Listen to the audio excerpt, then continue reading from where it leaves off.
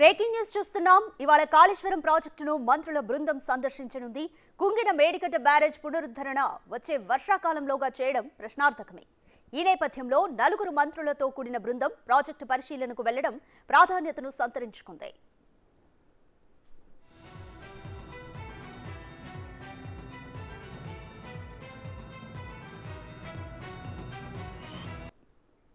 ఈ బృందంలో ఉత్తమ్ కుమార్ రెడ్డి, పొంగులేటి శ్రీనివాస్ రెడ్డి, శ్రీధర్ బాబు, పొన్నం ప్రభాకర్తో పాటు ఎమ్మెల్సీ జీవన్ రెడ్డి ఉన్నారు. అధికారులతో కలిసి మేడిగడ్డ, అన్నారం, సుందిళ్ల బ్యారేజీలను వారు పరిశీలిస్తారు. ఈ మేరకు జయశంకర్ భూపాలపల్లి జిల్లా కలెక్టర్ భవేష్ మిశ్రా ఏర్పాట్లు కూడా పూర్తి చేశారు.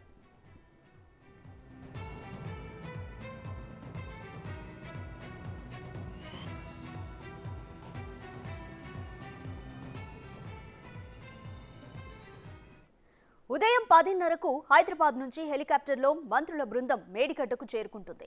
ప్రాజెక్టును పరిశీలించి పవర్ పాయింట్ ప్రెజెంటేషన్ కూడా చేస్తారు.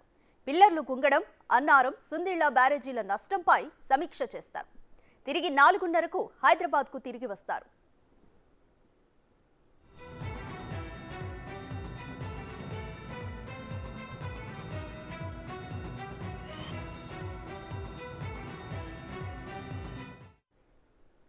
కంప్లీట్ డీటెయిల్స్ మా ప్రతినిధి వేణు అందిస్తారు. వేణు, ఈ రోజు మంత్రుల బృందం మేడిగడ్డకు రానుంది. రీడిజైనింగ్ అంశంతో పాటు ఇంకా ఏ అంశాలపై పరిశీలించనున్నారు?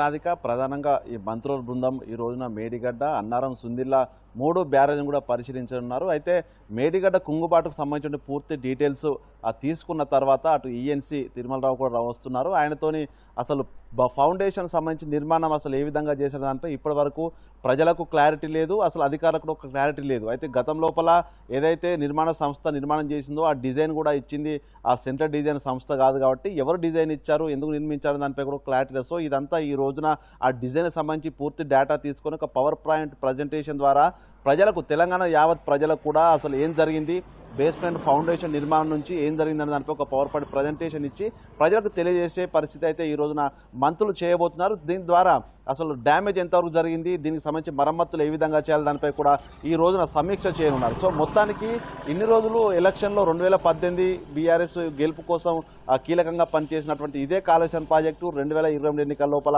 బీఆర్ఎస్ను ఓడించి పక్కన కూర్చోబెట్టింది. అయితే ఈ అంశాలన్నీ రాజకీయ అంశాలు పక్కన పెడితే 1,00,000 కోట్ల దాదాపు దీంతో బయట నుంచి బ్యాంకుల నుంచి అప్పుగా తీసుకొచ్చి భారీ అప్పు భారం తెలంగాణ ప్రజలపై వేయడం జరిగింది. అసలు దీన్ని ఏ విధంగా సరిదిద్దాలనే అంశంపైనే ప్రధానంగా కాంగ్రెస్ ప్రభుత్వం, రేవంత్ రెడ్డి ప్రభుత్వం అయితే ఫోకస్ పెట్టింది.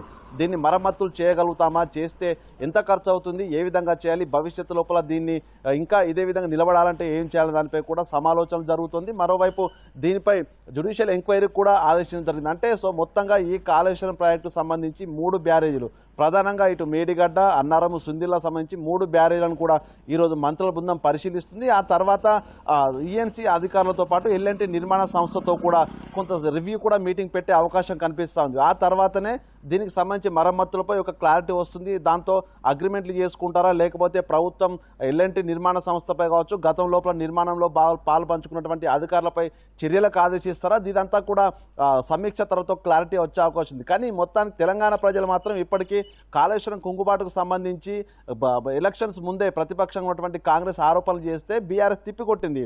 ఇదంతా కావాలని చేస్తున్న రాద్ధాంతం చేస్తున్నారు ఎన్నికల్లో గెలుపు కోసం, అక్కడ ఏం జరగలేదంటూ అప్పటి మంత్రి కేటీఆర్ ప్రకటించారు.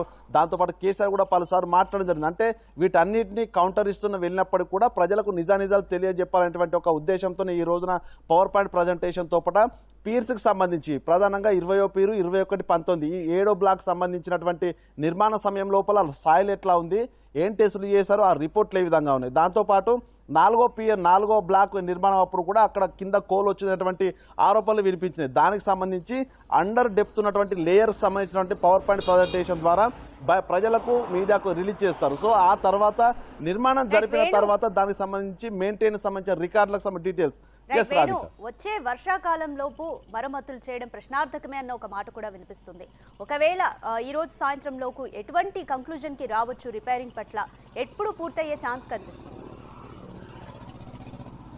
అంటే ప్రధానంగా రాధిక ఇప్పుడు అసలు బ్యారేజ్ లోపల పూర్తి స్థాయి లోపల డ్యామేజ్ ఏవరు జరిగిందని ఒక క్లారిటీ ఈ రోజు వచ్చే అవకాశం ఉంది. ఎందుకంటే దాదాపుగా 110 మీటర్ల నుంచి డెప్త్ నుంచి మొదలు పెడితే హైట్ 110 మీటర్ల లెంత్ ఉంది. సో ఎక్కడ ఎటువంటి నిర్మాణాలు చేశారనే దానిపై కూడా ఒక ప్రస్తుతం ఈ రోజున క్లారిటీ వస్తుంది. అయితే ఆ యొక్క నిర్మాణానికి సంబంధించి ఐఐటీలకు ఈ యొక్క బేస్మెంట్ సంబంధించిన నిర్మాణాన్ని పంపించిన తర్వాత ఎక్స్పర్ట్స్ ఏం చెప్తారు, ఒకవేళ డిజైనింగ్ ఆర్గనైజేషన్ కూడా డిజైన్ పూర్తిగా మేము చెప్పినట్టుగా లేదు, ఆ డిజైన్ పనికిరాదని కూడా ఇప్పటికే చేతులు ఎత్తేస్తారు. అంటే దీన్ని మరమ్మతులు చేయగలుగుతామా, చేస్తే నిజంగా మరో 100 ఏళ్ళు ఈ ప్రాజెక్టు ఉంటుందా, తట్టుకుంటుందా, వాటర్ ఫ్లోట్ అనే దానిపై ఇంకా ఎక్స్పర్ట్స్ తోని సమాలోచనలు జరుగుతున్నాయి. అంటే నిర్మాణానికి సంబంధించి దీని మరమ్మతులకు సంబంధించి ఒక క్లారిటీ ఇప్పుడు వచ్చే అవకాశం లేదు. కానీ ప్రధానంగా ఈ యొక్క బ్యారేజ్ లోపల ఏం జరిగింది, ఎక్కడ లోపం ఉంటే ఇదంతా డ్యామేజ్ అయింది, దీని యొక్క స్టెబిలిటీ ఏ విధంగా ఉంటుంది దానిపైన ఈ రోజున మంత్రుల బృందం సమీక్ష జరుపుతుంది. ఆ తర్వాత దీని సాధ్యాసాధ్యాలు ఏందనే దానిపై కూడా సెంటర్తోని కేంద్ర జలశక్తి